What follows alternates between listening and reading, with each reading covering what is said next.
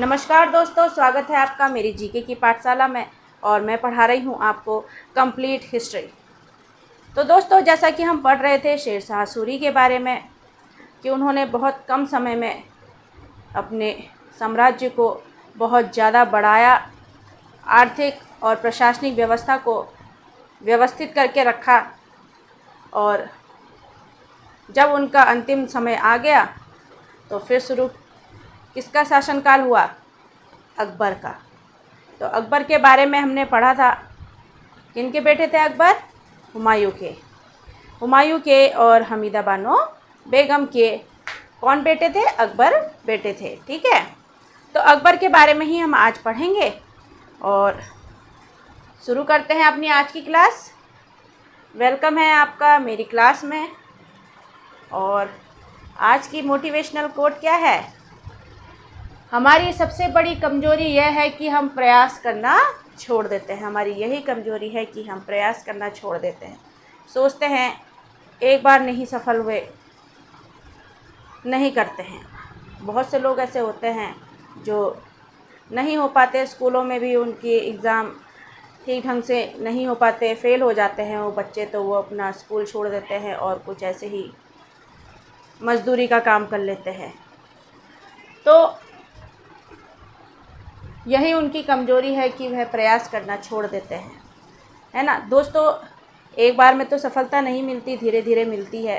इसलिए प्रयास करना नहीं छोड़ना है और अपने अंदर एक उत्साह जागृत करना है कि हम कोशिश करेंगे तो कभी तो हमारी कोशिश कामयाब होगी। APJ अब्दुल कलाम के बारे में देख लीजिए, बाबा साहब अम्बेडकर जी के बारे में देख लीजिए, कितनी इन्होंने कठिनाइयाँ सहन की और इन्होंने अपनी पढ़ाई भी नहीं छोड़ी और आगे जाकर इन्होंने इतना बड़ा पद पाया कि जिसकी हम तो उम्मीद भी नहीं कर सकते, है ना। तो वही देखिए कि ये कहाँ तक पहुँचे, कैसे पहुँचे? अपनी मेहनत से और अपनी सहनशीलता से। तो दोस्तों, यही कह रहे हैं कि हमारी सबसे बड़ी कमज़ोरी यह है कि हम प्रयास करना छोड़ देते हैं और सफलता का एक रास्ता यह है कि एक बार और प्रयास करें। यही सफलता का राज है कि एक बार और कोशिश करके देखो तो ज़रूर सफल होंगे। होता है ना, कभी हम किसी एग्ज़ाम की लगातार तैयारी करते रहते हैं और हम उस तैयारी को करते हुए बहुत से अनुभव भी अपने अंदर लाते हैं कि यहाँ हमसे मिस्टेक हुई, यहाँ हम अच्छा कर सकते हैं। तो ऐसे ही हम क्या हो जाते हैं? एक्सपर्ट हो जाते हैं और फिर एक दिन एग्ज़ाम ज़रूर निकलता है। इसलिए बस प्रयास करना नहीं छोड़ना है, ठीक है। तो दोस्तों, अकबर बहुत छोटे थे जब उन्हें मुग़ल सल्तनत का राज मिला। बहुत छोटी अवस्था में उनको मुग़ल सल्तनत के राजा के रूप में सिंहासन पर बैठा दिया गया था और उनके संरक्षक कौन बने? बैरम खान बने। तो उन्हीं के बारे में आज हम पढ़ेंगे कि अकबर और बैरम खां के बीच क्या संबंध था, ठीक है। तो दोस्तों, अकबर, ठीक है, अकबर जो है बैरम खान को खाने खाना कहते थे और ये उपाधि दी थी किसको? बैरम खान को, अकबर ने। और ये है, देखिए बैरम खान, दिखे, ये देखिए बैरम खान। तो दोस्तों, ये हैं बैरम खान और इन्हें अकबर ने कौन सी उपाधि दी थी? खाने खाना की उपाधि दी थी। अकबर के शासनकाल में बैरम खान क्या थे? वजीर का पद धारण किए हुए थे और एक तरह से ये शासन ही चला रहे थे, क्योंकि अकबर तो उस टाइम पे 12-13 साल के थे जब उन्होंने शासन संभाला। इसलिए शासन इतनी छोटी अवस्था में तो नहीं संभाला जाता, इसलिए यह एक तरह से पूरा शासन ही संभाल रहे थे। तो बैरम खान को हुमायूं ने भी एक उपाधि दी थी और वो कौन सी थी? खान बाबा। कौन सी उपाधि दी थी? खान बाबा की उपाधि दी थी बैरम खान को। और अहमदाबाद में मुबारक खान ने बैरम खान को मार दिया था। अब देखते हैं कि कैसे मारा था, क्या हुआ अकबर और बैरम खान के बीच में, और आखिर मुबारक खान ने कैसे बैरम खान को मारा, ठीक है। तो दोस्तों सरहिंद के युद्ध में बैरम खान हुमायूं की ओर से लड़ता है और उसके बाद हुमायूं को फिर से दिल्ली का बादशाह बना देता है। सरहिंद का युद्ध हुआ था ना, तो उस युद्ध में बैरम खान जो है लड़ता है और उसके बाद हुमायूं को बादशाह बना देता है। जब हुमायूं इधर उधर घूम रहा था, शेरशाह सूरी ने उसे निकाल दिया था।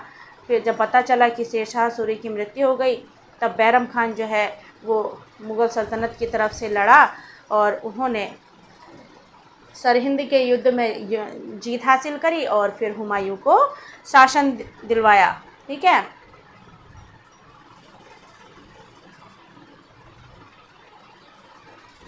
हुमायूं की आकस्मिक मृत्यु हो गई। अब हुमायूं की अचानक ही मृत्यु हो गई, तो उसके बाद अकबर को 13 साल में ही शासक बना दिया गया। बहुत छोटी अवस्था में शासक बना दिया गया। और आजकल के टाइम पे तो 12-13 साल में तो बच्चे पढ़ते ही हैं, है ना। तो दोस्तों अकबर का राज्याभिषेक कहाँ हुआ था? कलानौर, पंजाब में हुआ था। और उसी समय भारत में हेमू का भी उदय हो गया था। हेमू कौन था? जो पानीपत के द्वितीय युद्ध में लड़ता है, किससे? मुग़ल सल्तनत से। तो हेमू जो है दोस्तों वो आदिल शाह का प्रधानमंत्री था।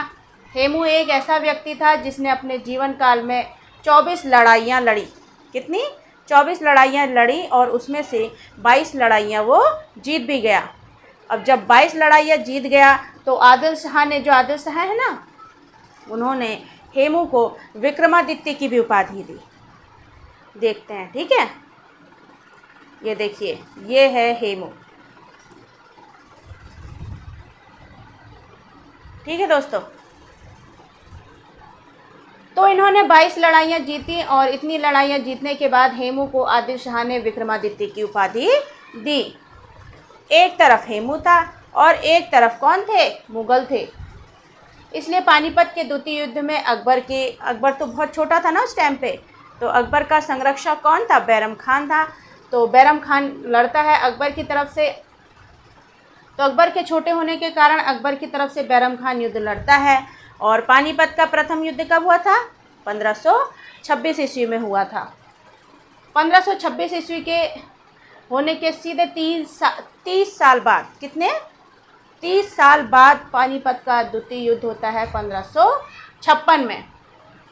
ठीक है। ये देखिए युद्ध हो रहा है पानीपत का। ठीक है। अब हेमू जो है मुग़लों के साथ बहुत ताकत के साथ लड़ता है, क्योंकि उसने भाई इतनी सारी लड़ाइयाँ लड़ी हैं, है ना। 24 लड़ाइयाँ लड़ी हैं और उसमें से 22 जो युद्ध हैं उसमें उन्होंने जीत भी हासिल की है। तो वो पूरी ताकत के साथ लड़ता है मुग़लों के साथ। लेकिन मुग़लों का अंतिम समय में भाग्य ने साथ दिया। मुग़ल सल्तनत चलनी थी, भारत में शासन करना था उन्होंने, इसलिए मुग़लों का साथ दिया। और हेमू की आँख में क्या लग गया? एक तीर आकर लग गया, जिससे हेमू क्या हो गया? मूर्छित हो गया, बेहोश हो गया वो। और सेना जो है डर गई और क्या एक तरह से खौफ आ गया कि अब हमारा जो शासक है, हमारा राजा है, वही अब मूर्छित हो गया, बेहोश हो गया है। तो अब हम कैसे लड़ सकते हैं? क्योंकि जो युद्ध कर रहा था अच्छे तरह से वो तो हेमू ही था, बाकी सेना तो सपोर्ट कर रही थी। और जहाँ अगर पता चलेगा कि इतना शक्तिशाली हमारा शासक जो है वो मूर्छित हो गया है, बेहोश हो गया है, तो वैसे ही डर जाएगी कि अब हमारा क्या होगा। तो सेना भी डर गई, जिसके कारण क्या हुआ? बैरम खान पानीपत के द्वितीय युद्ध में जीत गया। बैरम खान का मुग़ल साम्राज्य पर आधिपत्य ज़्यादा होता है। अब बैरम खान ने मुग़ल सल्तनत का शासक बनवाया फिर से हुमायूं को, और अकबर का संरक्षक के रूप में भी साथ दिया। तो उसका तो आधिपत्य होगा ही ज़्यादा बैरम खान का। फिर क्या होता है? लेकिन जब अकबर बड़ा होता है, अब धीरे धीरे अकबर बड़ा हो रहा है, इतना टाइम हो गया है, तो अकबर तो अब बड़ा हो रहा है ना, तो बैरम खान और अकबर में वाद विवाद होने लगता है। ठीक है। अब बैरम खान के प्रति बहुत सी शिकायतें भी आती हैं कि बैरम खान जो है एक शिया मुसलमान है और ये बड़े बड़े पद जो हैं मुग़ल सल्तनत में वो भी शिया मुसलमानों को दे रहा है, मतलब योग्यता नहीं देख रहा है। धर्म के आधार पर ये पद दिए जा रहे हैं। ठीक है, तो अकबर भी बड़े होने के बाद शासन की बागडोर अब खुद रखना चाहता था। देखिए, ये बताया था मैंने आपको, बैरम खान की बहुत सी शिकायतें भी अकबर के पास आती हैं कि बैरम खान एक शिया मुसलमान है और वह हमेशा शिया मुसलमानों को ही बड़े बड़े पद देता है। अब अकबर बड़े होने के बाद शासन की बागडोर अब अपने आप रखना चाहते हैं, खुद रखना चाहते हैं अपने पास। इसलिए बैरम खान को अकबर अब क्या करना चाहता है, हटाना चाहता है, क्योंकि एक तो शिकायतें भी आ रही थी बहुत सारी बैरम खान के प्रति, तो अकबर हटाना चाहता है। तो बैरम खान को जब यह पता चला कि अकबर उसे हटाना चाहता है तो इस बात से दुखी होकर बैरम खान अकबर से विद्रोह करता है। मगर अकबर तो एक महान शासक था, शक्तिशाली था, तो बैरम खान के जो भी विद्रोह थे वो दबा दिए। ठीक है, बैरम खान के विद्रोह अकबर ने दबा दिए। और फिर क्या होता है, बैरम खान को अब ऑप्शन देता है अकबर, बैरम खान को ऑप्शन देता है कि या तो आप भारत में रहकर शासन संभालिए और या तो आप हज करने चले जाइए, ऐसा कहता है अकबर बैरम खान से। ठीक है, अब शासन तो उससे संभालता नहीं क्योंकि वो बहुत नाराज़ हो गया था अकबर से और दुखी भी हो गया था, तो शासन तो नहीं संभाला। इसलिए क्या करा उसने, अब हज की यात्रा पर जाना उचित समझा। जब हज की यात्रा पर जा रहा होता है तो बैरम खान को मुबारक खान कौन था, वो एक अफ़गानी था, और मुबारक खान ने अहमदाबाद के पास बैरम खान को मार दिया। कहाँ पर, अहमदाबाद के पास मुबारक खान ने बैरम खान को मार दिया। बैरम खान की मृत्यु हो जाने के बाद अकबर अब क्या करता है, दुखी तो होता ही है। संरक्षक के रूप में अकबर का एक क्या करा था, पालन पोषण किया था, तो एक तरह से वह पिता स्वरूप ही था। तो अब जब बैरम खान मर जाता है तो अकबर क्या करता है, जो बैरम खान की पत्नी होती है सलीमा बेगम और उसका बेटा होता है, तो उन्हें अपने संरक्षण में रखता है। सलीमा बेगम से कहते हैं कि विवाह कर लेता है अकबर। ठीक है, विवाह कर लेता है और वह इसलिए करता है जिससे कि उनका पालन पोषण किया जा सके। बैरम खान और सलीमा बेगम का जो पुत्र होता है अब्दुल रहीम, वही आगे जाकर अब्दुल रहीम खाने खाना की उपाधि धारण करता है, जो इतिहास के साहित्य में अपना बहुत बड़ा योगदान देते हैं। तो ये था दोस्तों अकबर और बैरम खान के बीच का संबंध कि कैसे रहा। तो आपको समझ में आया कैसे अकबर का संरक्षक के रूप में बैरम खान ने देखभाल किया, पालन पोषण किया, और पानीपत के द्वितीय युद्ध में भी अकबर का साथ दिया और युद्ध में जीत भी हासिल की बैरम खान ने। लेकिन कुछ लोगों के कहने पर अकबर को क्या होने लगा, बैरम खान के प्रति शक होने लगा और क्रोध आने लगा कि अब बैरम खान को हटा दिया जाए। और इसी बात से दुखी होकर बैरम खान क्या करने लगे, विद्रोह करने लगे कि हमने आपके लिए इतना टाइम दिया, इतना समय दिया अपना, और अब आप हमें हटा रहे हैं। तो विद्रोह किए, लेकिन विद्रोह को आसानी से अकबर ने दबा दिया। तो दोस्तों, मगर अकबर ने भी क्या करा, बैरम खान तो मर गए तो उनकी पत्नी को, उनके बेटे को अपना संरक्षण दिया और उनका पालन पोषण किया। और फिर क्या क्या करा, देखिए बताया था ना मैंने आपको, बैरम खान और सलीमा बेगम का जो पुत्र होता है अब्दुल रहीम खाने खाना, इनको भी बहुत ज़्यादा क्या सिखाई जाती है, युद्ध कलाएँ भी सिखाई जाती हैं। ठीक है दोस्तों, तो दोस्तों देखते हैं, एक बार और देख लेते हैं, जहां आपको समझ में ना आए तो आप समझ लीजिएगा। ठीक है, ये देखिए मैं आपको दिखा रही हूँ, आपने पढ़ना है। बाकी मैंने तो आपको समझा दिया है, अब आपने पढ़ना है कि कैसे हम इसे अच्छी तरह से पढ़ सकते हैं। ठीक है, ये रहे अकबर। अकबर ने बैरम खान को क्या कहा, खाने खाना कहा, ठीक है। फिर ये हैं बैरम खान। बैरम खान ने कौन सा पद लिया था? वजीर का पद लिया था। हुमायूं क्या कहते थे? खान बाबा कहते थे। और बैरम खान की जो कत्ल करता है कौन करता है? मुबारक खान करता है। सरहिंद के युद्ध के कारण हुमायूं को फिर से शासन दिलवाता है कौन? हुमायूं। ठीक है। फिर हुमायूं की अचानक मृत्यु हो जाती है, तो 13 साल की छोटी सी अवस्था में अकबर शासन संभालता है, लेकिन उसका संरक्षक कौन बनता है? बैरम खान। और कहाँ होता है अकबर का राज्याभिषेक? कलानौर, पंजाब में होता है। अब पानीपत का द्वितीय युद्ध होता है, तो उसके बारे में किस किस के बीच होता है? तो वो होता है अकबर की तरफ से बैरम खान और हेमू के बीच में होता है। तो हेमू के बारे में जान लेते हैं कि हेमू कौन था? आदिल शाह का प्रधानमंत्री था,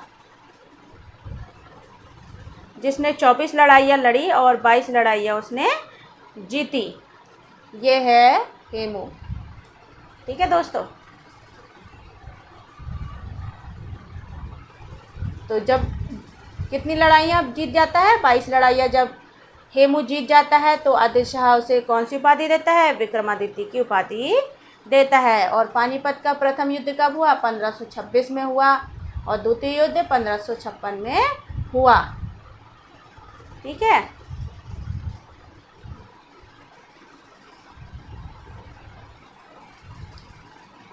हेमू बहुत ताकत के साथ मुग़लों के साथ लड़ता है, लेकिन अंत में उसकी आंख में एक तीर लग जाता है, जिसके कारण बैरम खान जो है वो जीत जाता है। और मुग़ल जो थे उन्होंने क्या करी? एक जीत हासिल करी पानीपत के द्वितीय युद्ध में।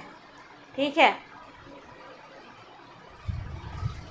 बैरम खान जो इतने टाइम से क्या कर रहे थे? अकबर के संरक्षक के रूप में कार्य कर रहे थे, तो उनका मुग़ल साम्राज्य पर आधिपत्य ज़्यादा था। और जब अकबर बड़े हुए, तो बैरम खान और अकबर के बीच वाद विवाद ज़्यादा होने लगे, और बड़े बड़े बैरम खान शिया मुसलमानों को पद भी देने लगे, जिसके कारण दूसरे जो लोग थे वो क्या होने लगे? नाराज़ होने लगे। तो उन्होंने अकबर से शिकायतें की कि जो बैरम खान है ये तो अपने ही धर्म के लोगों को, शिया मुसलमानों को ही ऊंचे ऊंचे बड़े बड़े पद दे रहे हैं और हमें नहीं दे रहे हैं, तो मतलब इसमें योग्यता को नहीं देखा जा रहा है।